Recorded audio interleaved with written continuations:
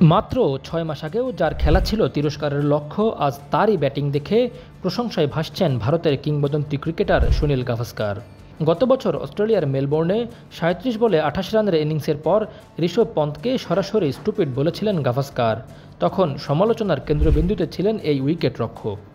কিন্তু লিডসে ইংল্যান্ডের বিপক্ষে যেভাবে ১৪৫ বলে সেঞ্চুরি তুলে নিলেন, সেটা যেন ছিল সব সমালোচনার জবাব।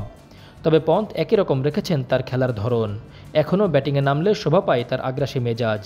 ৯৯ রান থেকে এক হাতে ছক্কা মেরে শতকে পৌঁছানো উদযাপন করলেন চিরচেনা ডিগবাজি দিয়ে, আর সেই ইনিংসই বদলে দিয়েছে গাভাস্কারের সুর।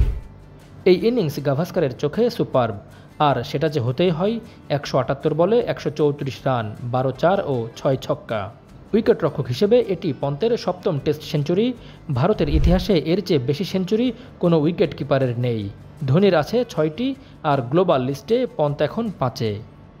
সমালোচনার চাপে ভেঙে না পড়ে যিনি নিজেকে প্রমাণ করলেন ব্যাটে বলে, তিনি ঋষভ পন্থ। স্টুপিড নয়, এখন তিনি স্মার্ট, স্ট্রং আর সবচেয়ে বড় কথা সুপারব।